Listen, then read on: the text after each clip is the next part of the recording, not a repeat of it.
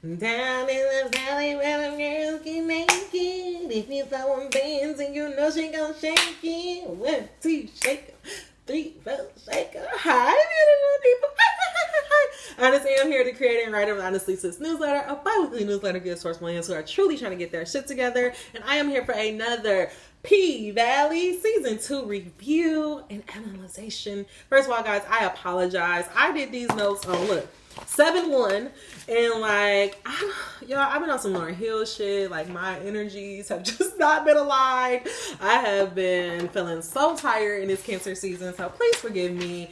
I'm behind, but I've already started behind, but this week I'm really behind, and I'm actually kind of sad that I'm just now doing it because it has been so hard to not watch this last week episode, but I'm trying not to watch an episode before I do the review, so just be with me. But you don't care about none of that shit.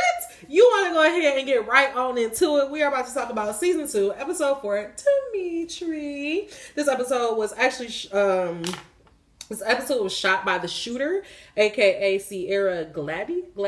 I think I said that right. And it was written by a lot of people. I don't know. It was a whole bunch of names up on that screen, so it wasn't just Katori Hall. This was actually like a whole group effort. And also was something that was a little bit different because it said teleplay, and then it had a whole bunch of names, and then it said story. So I wonder like what's the difference between somebody just writing the script and then the teleplay. I'm gonna have to look all that up, but just to say, it was a lot of people wrote this one. We're going to go ahead and get into... let me stop saying that. I have to do better with my transition. So, if this was an official podcast, the guest that I would have on this week... Now, this person, her name is Jurnee Pryor Grace. Because supposedly, she is the intimacy consultant for P-Vally Season 2. I personally was like looking on the internet and I could not find... I was looking on the internet and I also looked at the credits and I couldn't find her in the credits. So I don't know if she's actually the intimacy consultant for this season. But if she does exist, I would love to have her on the show to just, of course, talk about that role. How does she even get into a role like that? Ask her, how does she navigate the different sex scenes? How does she navigate the girls and the dancers? You know what I mean? With the dancers and the customers. Like, how does that go about? And then ultimately, how does she keep the environment on set professional when everybody's like damn near half naked half the time? If she's not a real person, I would then, if Jurnee is not actually connected to the show, then I would just have the shooter on, aka the director of this episode. Just because I felt like this episode, there was a lot going on. We had the news coverage, we had these protests, we have our characters in small spaces with multiple characters going through different things emotionally. And I was just wondering, like, I would be very curious to see how did she direct all of that. Especially like those scenes with like Big T and like Gidget, and it's just, I guess that's what I'm trying to get you guys to understand. Like, so for example, when they were in the when they were at the Pink, where everybody came over and they were helping Austin Clifford get everything up to code, and they were watching the news, and we have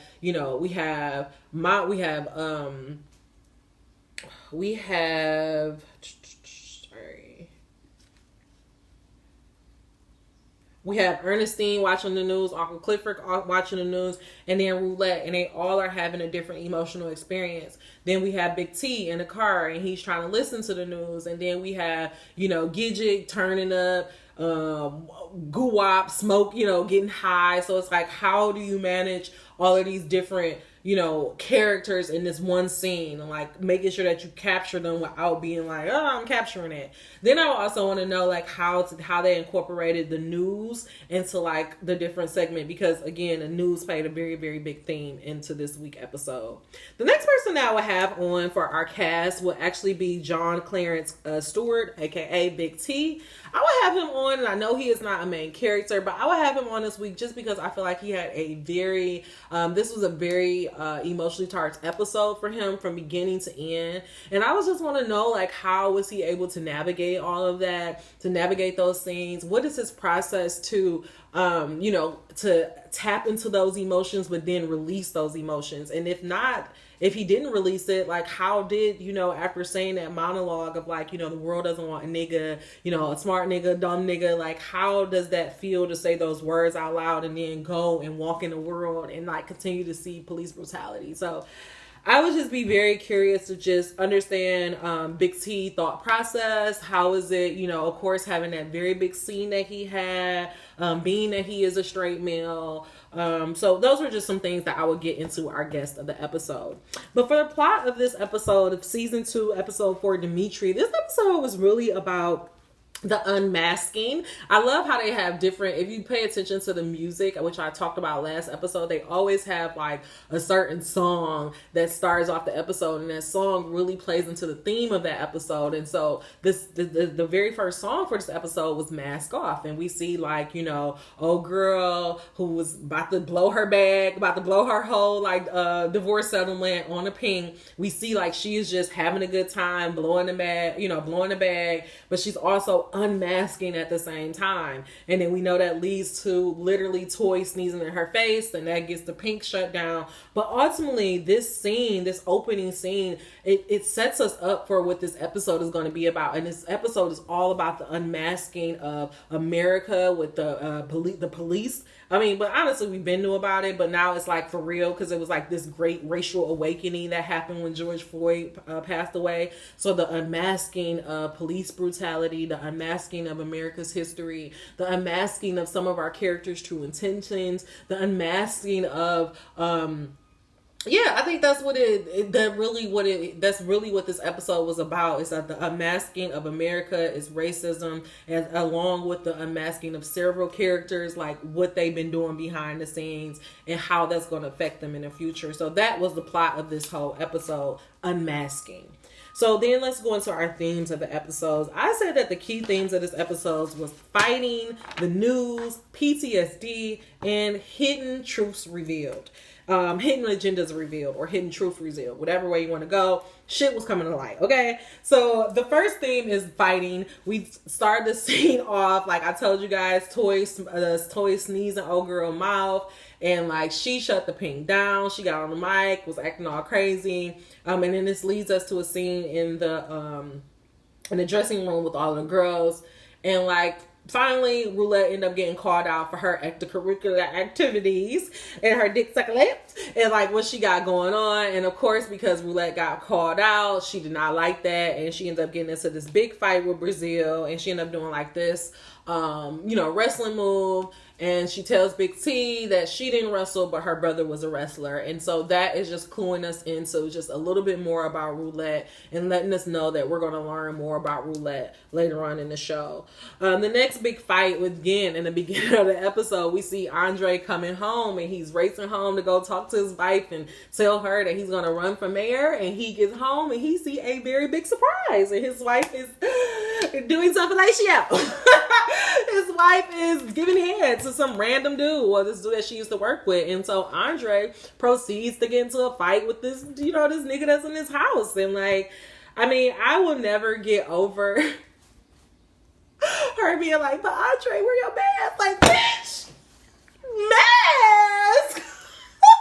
I would never get over that scene. I'm like, girl, the fuck you talking about a goddamn mask for? You had a whole dick in your mouth. You talking about a goddamn mask, girl. That shit makes me die. Like, so anyways, Andre almost choked out his wife, high school boyfriend or whatever she was. And honestly, I'm gonna be honest. Like, yes, Andre has been emotionally cheating on Haley this whole time, but I really did not like how they gave, like, Andre character be getting little outs. Like, I really did not like how it was like, to me, that was just like an easy out for him to be like, okay, so now I don't have to come to Atlanta. I'm going to stay my ass in Chucalissa, and I'm going to fuck this bitch all night because I've been wanting to do it. And it's like, it's not fair. Like, he's literally been emotionally cheating on his wife this whole fucking series, and now all of a sudden she get caught with the dick in her mouth and he gets to walk away like he's the bad guy. Fuck that. He's the bad guy. He is still the bad guy. Like, Andre has been emotionally cheating on his wife for a year, well, for months, whatever the fuck it is. Like, no, nigga, you the bad guy. You made her feel alone and isolated, and she wanted some dick. She ended up bucking with old boy because he was there. But anyway, so that was a fight, and that was a big thing. And so now Andre is going back to Chucalissa because it wasn't just the fight of, her her, the betrayal of her, sleeping with this dude, it was also because she like literally laughed in this nigga face when he said that he was about to run for mayor, and she was just like, good luck on that, homie. And he was like, you know what, fuck you, I'm gonna go do my thing. And so that takes us into the next segment, which is of course the protest. And so we get into we see our Dirty Dozen tour. We see that they has pulled off to the side to see that Miss Mississippi, she got her lashes. They at this beauty supply store. She does this little promo for IG. And then when they get back to the car, like while, Miss Mississippi is on a high, what they realize is like Big T is like looking at the video of, we know this is George Floyd, but whatever, we're going to say it's George Floyd. So he's looking at the video of George Floyd and just, going through all the emotions. And so as they get on the car and they're like listening to the news, they learn that there's protests going on, and that because all of these protests are going on, that the city is going on an 8:00 curfew. And because the city is going on an 8:00 curfew, that means that they're not going to be able to do their show do their show in Mississippi. And so, is it in Mississippi? I don't know where they at. But anyways, they can't do their show that night. And so Guap is like, we're not, we're still going to celebrate. We're still going to have a good time. And so now, instead of going to the show, they're going to have something at the room. But meanwhile, Big T is like glued into the news. We see that the protests are like blocking the streets. They're stuck in traffic. And then that takes us to the next thing, which is the news. The news played a very key part in this episode. The first part of the news is, of course, when I was telling you Big T, maybe that wasn't the news, but he saw that video. Then we get into when Patrice Woodbine go ahead and announce her run for mayor. And that's on the news. We see her sitting up there saying that she's going to run, which, again, my prediction came true. I knew that the minute that Wayne shut that club down, that he started a fight that his ass was not going to be able to finish. So now she's running for mayor. Along with, we know that Andre is running for mayor. So I told all that was happening. Those are all my predictions last week. We see that they're coming true. That takes us to Big T being glued to the news again about when they're in the car and like Gidget changed the channel, but Big T is like really going through it, like, cause he is like glued to the news, like he just wants to know what's going on. And I think that I think that's a lot of us sometimes. Like, I know, honestly, not for me. Because like I'm just too like empathetic, and like that'll really fuck up my day for real. But I know like when like the whole Mike Brown stuff, like the whole, Trayvon Martin, like this is how long ago it has been. We've been in this cycle. Like I was like glued to the news. I couldn't stop watching it. And like I could only imagine how, being a black man, how that would make you feel. So anyways, that Big T has been glued to the news the entire episode. The next thing about the news is that Mayor Wayne, as they're preparing for, because remember the Pink got shut down, and so the girls end up putting together like a little group chat. Diamond and the girls come to help Uncle Clifford and Big L get the club back up to renovations, along with some Africans. And so they all come to help out the Pink. And in the midst of that, they end up finding out on the news that curfew is happening. And so Uncle Clifford tell everybody to just stay at the Pink as they continue to go ahead and get, everybody get the stuff up to code, as well as making sure like nobody is like caught out in the streets and have any problems.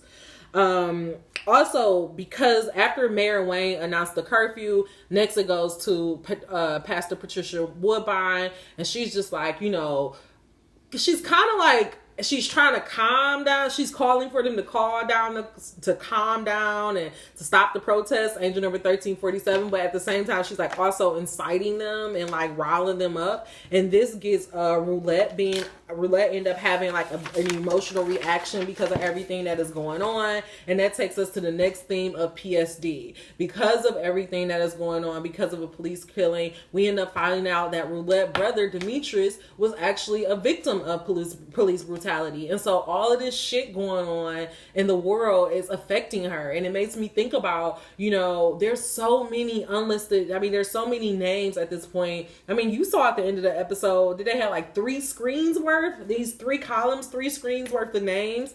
And like, just imagine, like, yeah, it makes us feel some type of way.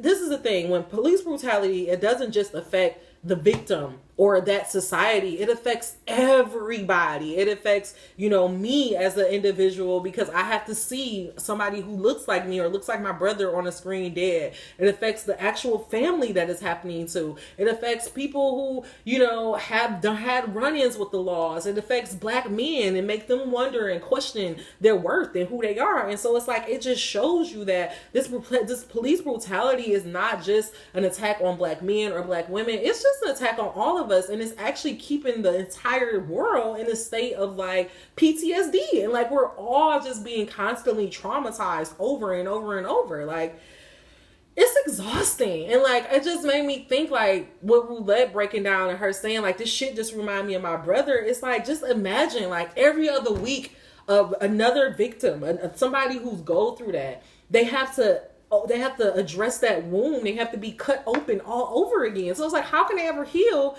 if it keeps fucking happening over and over and over again? It's like, anyways, so that lets you, so Roulette is triggered.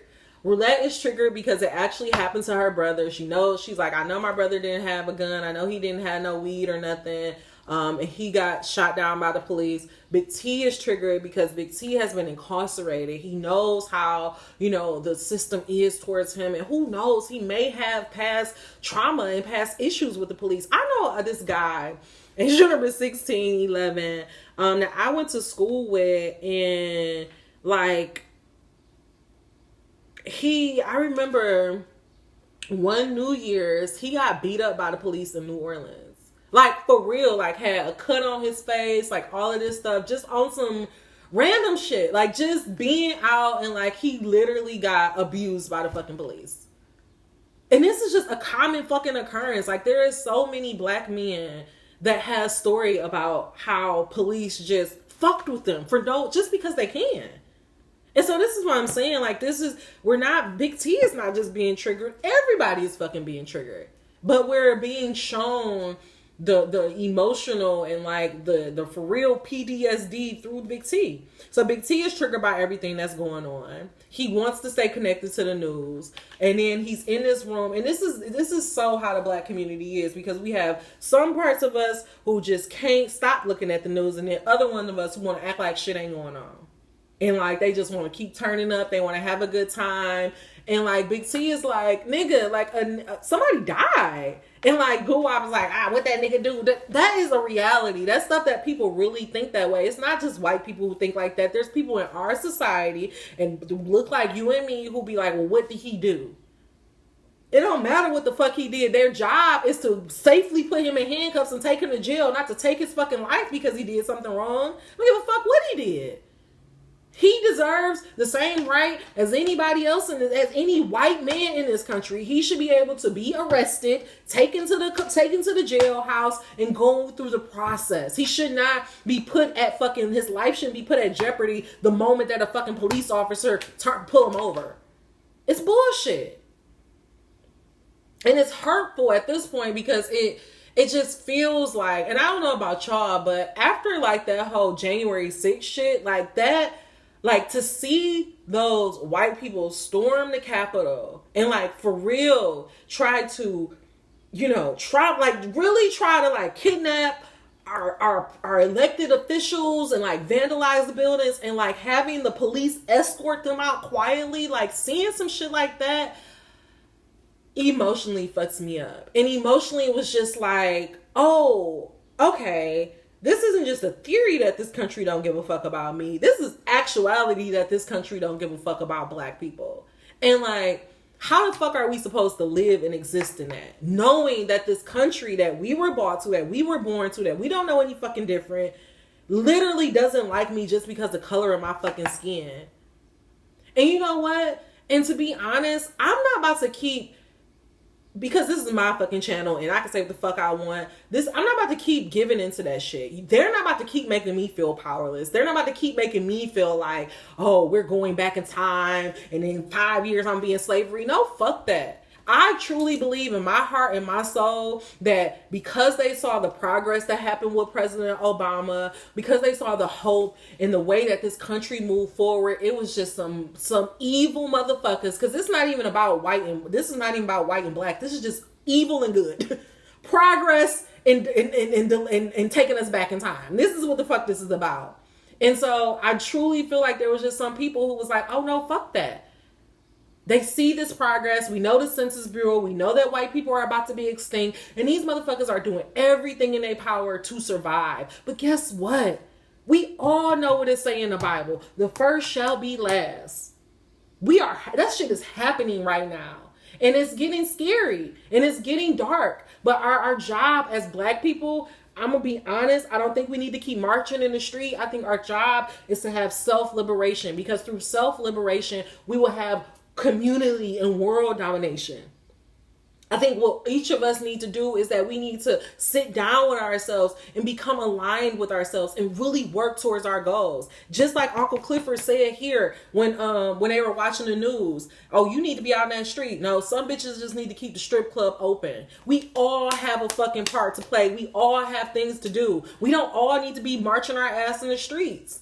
But we do have a part that we need to do. And we all have information. We all have visions. We all have stuff that God has given to us and asked us to do to help bring this world forward. And the reason why this world is in chaos is because so many of us is looking at the news, looking at the shit that's going on, and we're living in fear. We're living in our little worlds. We're saying, oh no, I can't do it. But what if your ancestors was like you? What if your ancestors was like, you know what? The world is too fucked up to go on. I'm going to just give up.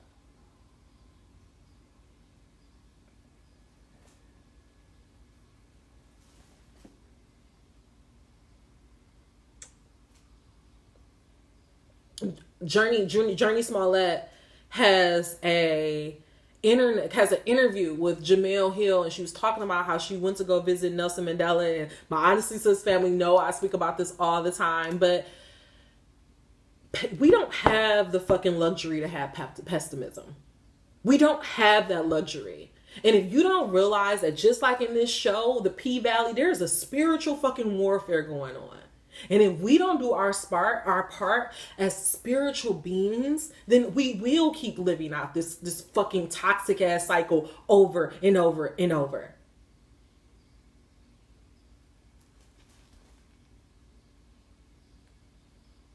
We can't be like Guwap. We can't be like Gidget and them and just, let's turn up. No, motherfucker. How many times are we going to turn up? We can't keep acting like this isn't happening.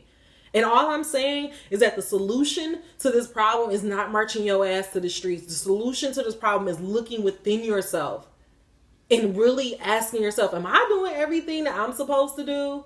You may not believe in me and what I feel. My form of protest is doing these videos. My form of protest is bringing light into the world. My form of protest is telling stories about triumph. My form of protest is showing you how to transmute your pain. My form of protest is coming on here and showing you that this is a spiritual motherfucking warfare and that you need to get your spirit right. That's my form of protest. Katori form of protest is putting this story on the screen to show people the reality of what's really happening to us on an individual level. What we're trying to get you to show is that your protest does not just have to be in the street, but your protest should be in your daily lives. It should be in your work. It should be in your careers.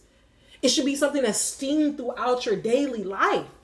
That's how you get true progress. You think these motherfuckers took days off? This shit that happened is Roe versus Wade. That was a generational plan that they stuck to the fucking goal. They stuck to the fucking mission. Go back in time. Keep power at all means. Do whatever I have to do to keep myself afloat. When are we going to have that same fucking survival technique? And we don't have to do it evilly because we're not evil. We're not like them. And you don't have to be like them. That's what this world is trying to show us. We don't have to be like them. But you do have to listen to that voice that's on the inside. I'm going to get off of this because I can literally go on forever.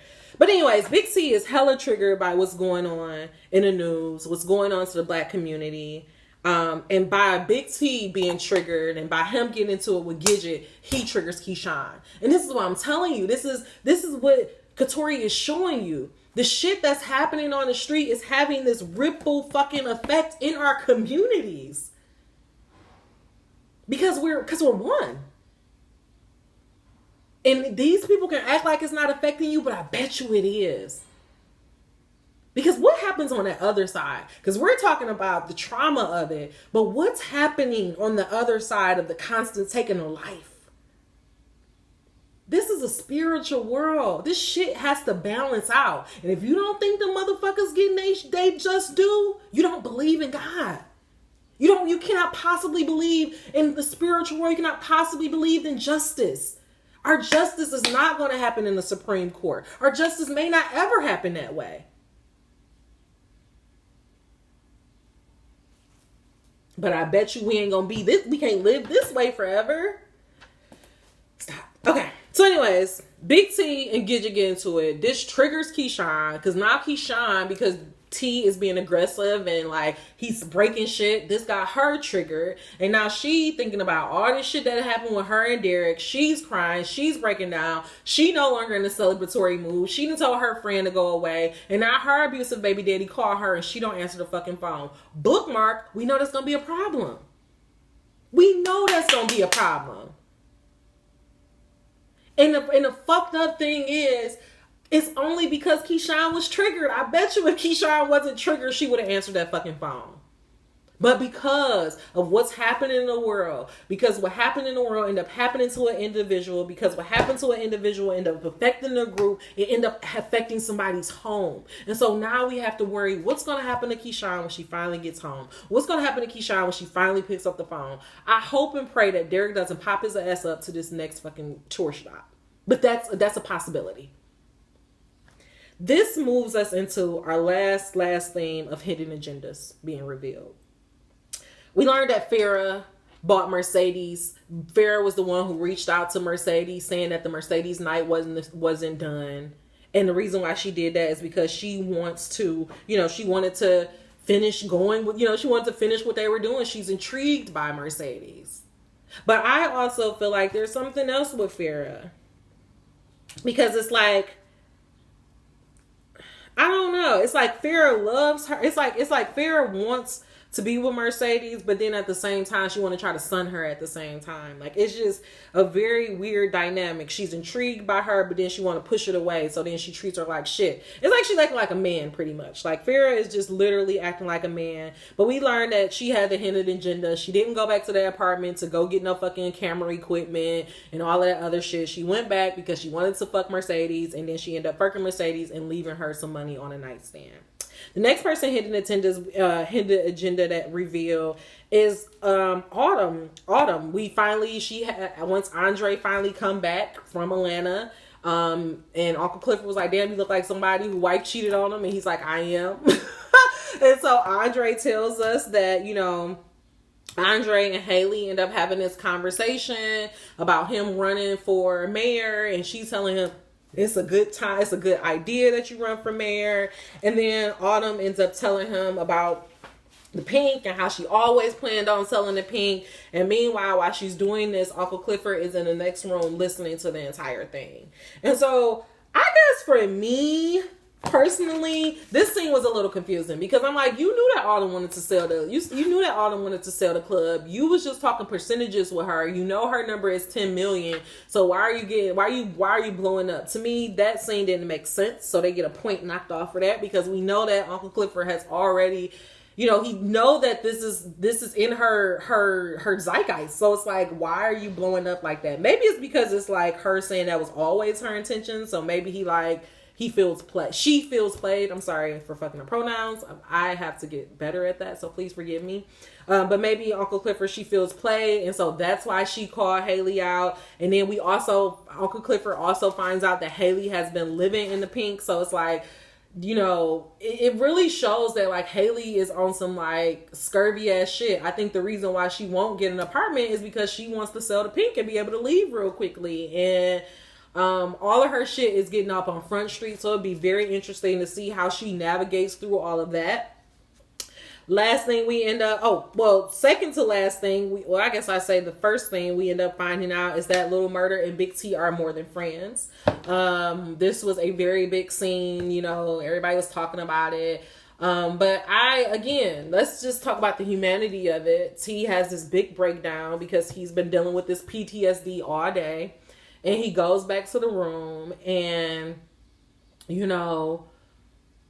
they having this talk, and he just, just saying like, this world doesn't want a nigga. Like, he don't want a smart nigga, a black nigga, a little nigga. Like, the world just don't want a nigga. And honestly, Big T having that talk, it really made me just like genuinely wonder, how are men doing? Like, how are black men doing on a day-to-day basis? Like, how are they making it? And maybe that's why like these niggas with these fucking whack ass, podcasts, maybe that's why they're putting down black women, because they feel so fucked up inside. And so it's like, let me make them feel like shit too, since we're like a target to the world. But anyways, Big T breakdown really made me wonder, like, how are black men making it? And it makes me want to have a conversation. Like, and honestly, I mean, I'm a creator, so it's like I kind of want to just document it. Like, I just want to go around and like let men just vent and talk to the camera and like just get it off their chest, because I also feel like,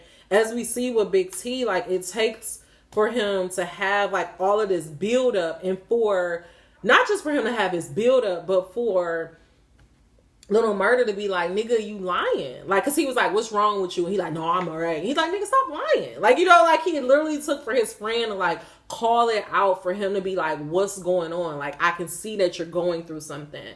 And by him doing that, then he was able to have that emotional release, which I feel like that's what we all need, is to be able to just let it out. Like, I'm going to get to my key takeaways, but like Roulette, like her talking about her brother, and like, they all like, she needed to get that out. And I think we don't realize the power in speaking our truth, even to ourselves, even just to one other person. Like, you may just think you just saying that, but God hears you. God hears that cry. God hears that request that's going out. And of course, if enough of us, I'm sure at this point, like enough of us has cried out, that eventually some true change is going to happen. And so anyways, Big T has this big emotional outburst, and, instead of like having this talk with him, they end up having sex. And like, he was there. He was there for him and his time of comfort. Like, I think Big T was feeling invisible and feeling like the world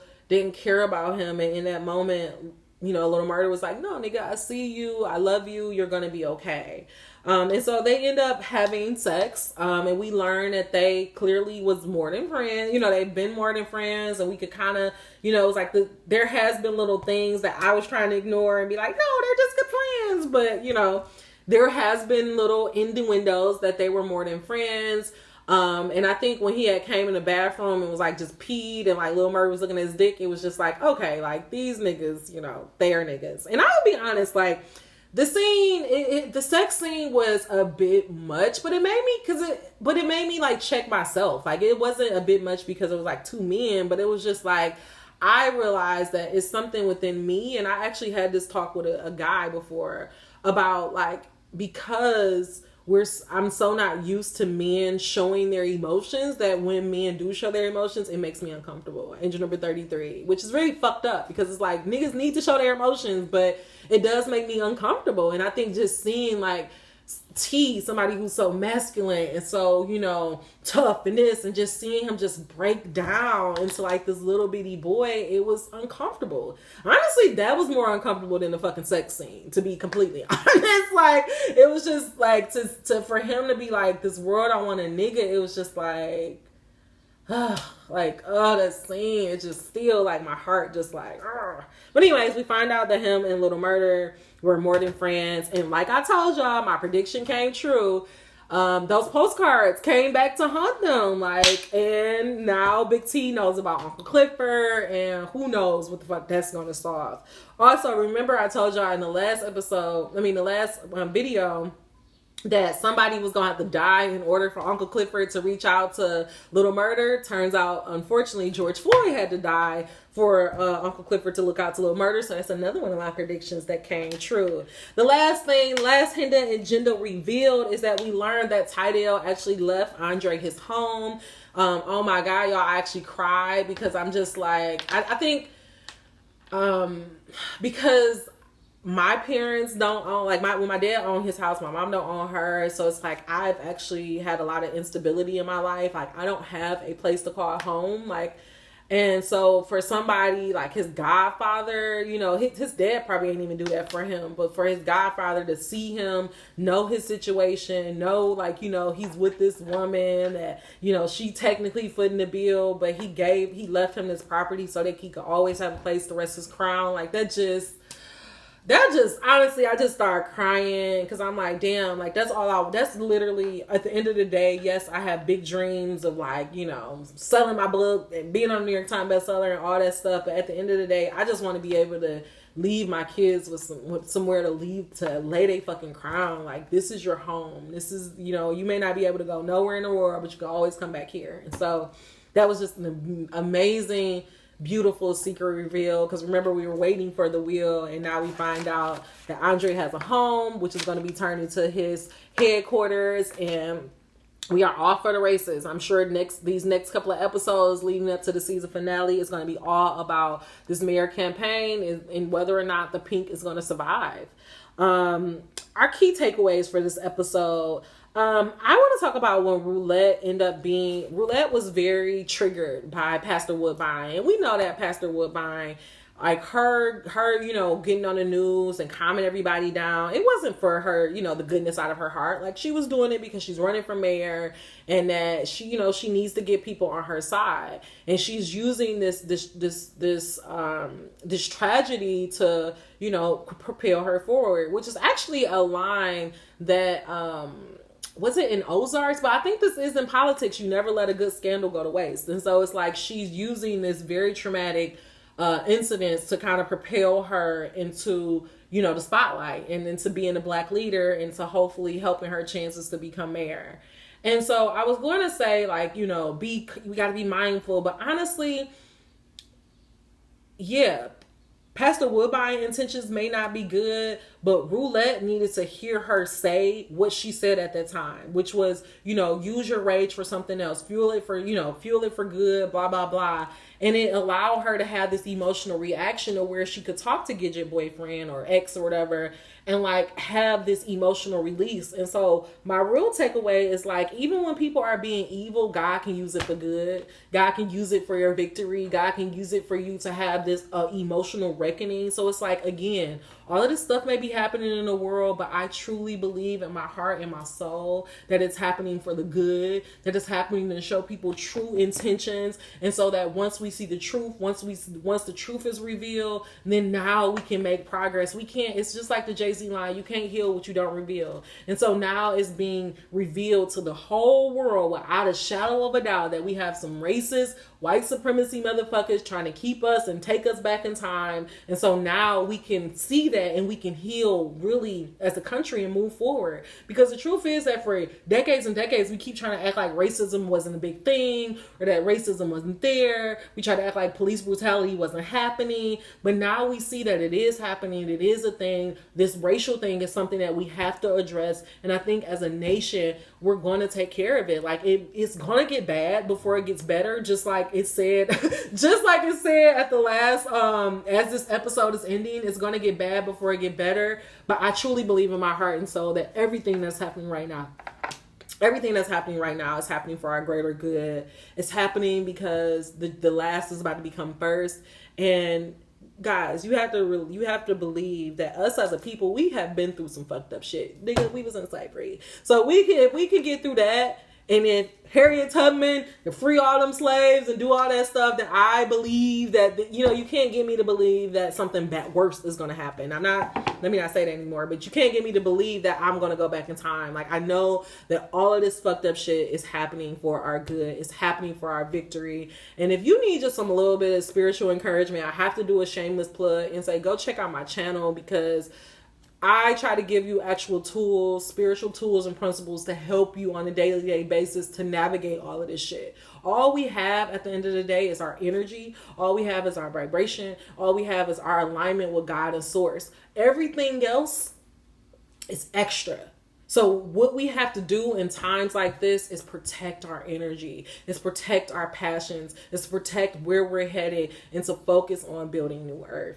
And so just like how Pastor Woodbine, she may not be running for mayor for the goodest intentions, and she may be, doing all this stuff to calm down, the masses for her own selfish good. God still will find a way to use that to benefit, to help us out as well. The last thing that I want to say is that for Gidget baby daddy, or her old boyfriend, like, he was just, this is how you be an ally. When she said y'all always get away with this, he didn't try to have a debate. He didn't try to say, well, you know what, maybe something. He just sat there and he just listened. And sometimes that's what you need to do as a fucking ally. If you're an ally, sit here and listen to what the fuck we telling you that's going on, and then you go in your world and you try to go fix that shit. So we don't have to fucking prove to you. You don't need to have a debate. At this point, we should all be on the side of for progress or no. If you're not for progress, you're on the other team. If you're for progress, then you with us. We don't need to have no fucking debates. We don't need to be going back and forth. So either you with us or you against us. Period. And just like how he sat there, he listened to her, he asked for the brother name, and that was it.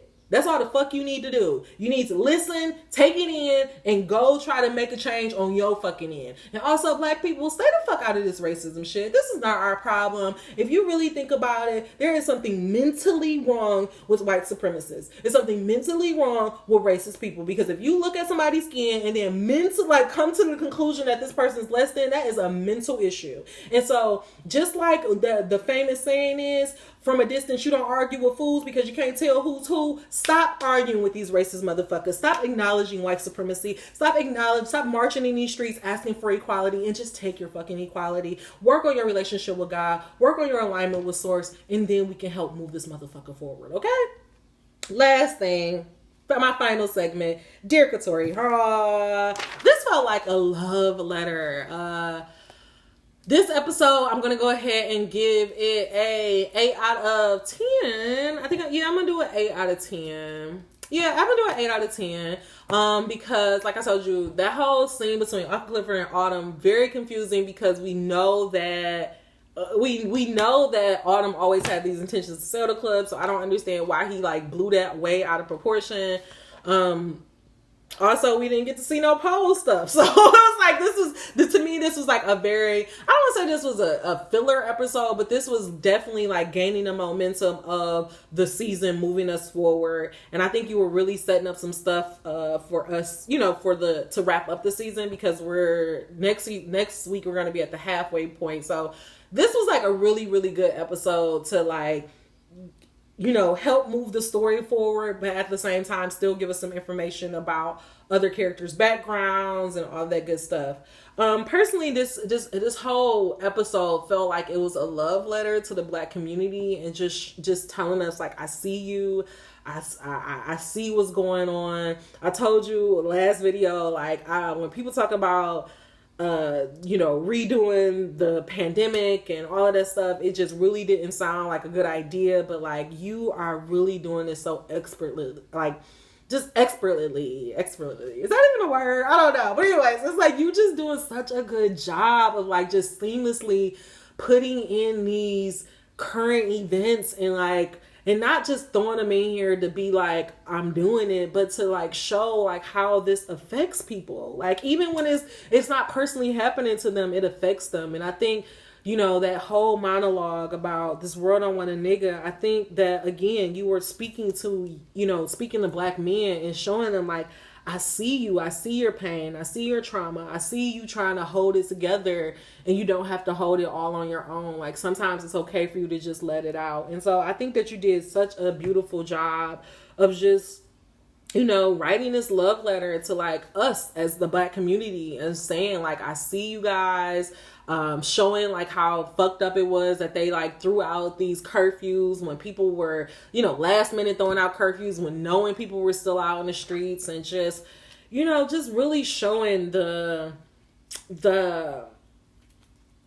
ill intentions of this country, and how us not affecting police brutality, us not affecting racism, how that is keeping not just our Black community, but the country as a whole in a state of trauma, in a state of just, you know, we can't move forward. We can't heal if we just keep going through the same thing over and over and over. And I think you're beautifully illustrating. And I think the next episode is really going to show how this one incident affects a whole community, a whole country of people.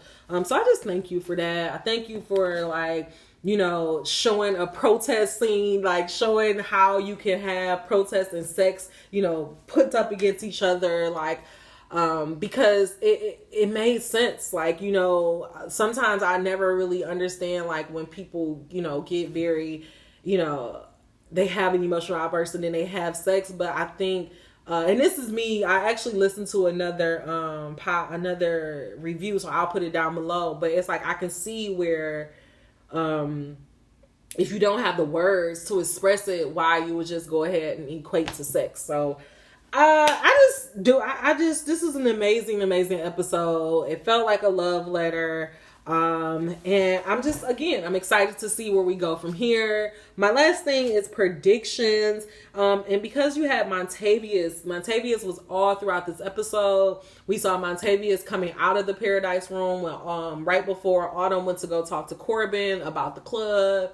Then we saw Montavious' hand coming out of the water, which makes me feel like maybe they dropped him in some type of, you know, some type of dam or something, like some swamp or something, to get rid of his body. And then towards the end, when Mercedes and Uncle Clifford catches, you know, Autumn talking shit about selling the pink, Mercedes ended up actually saying Uncle Clifford words back to her, saying that, what did she say? You are easier bitch to love, but an easier bitch to hate. 3 things, which lets me know that somehow Montavious' death is going to come back to haunt them. I still truly feel like maybe Whisper is somehow connected to Montavious in some type of way. But I know before the end of this season, is that some way, some form, Montavious is going to come back. So that is the end of the wrap up for this episode 2.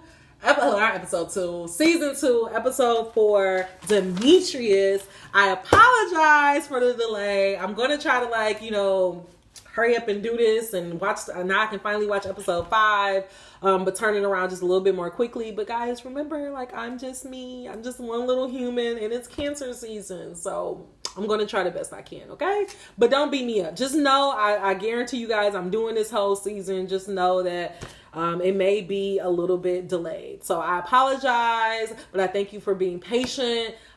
Please tell me, what was your key takeaways? What was your, what was some themes of the episodes maybe I missed? What is your predictions? Go ahead and drop it in the chat below. Until we meet again, dream those dreams. Never let the internet rush you, and never ever let someone tell you what you cannot do. Namaste. I will see you in the next video.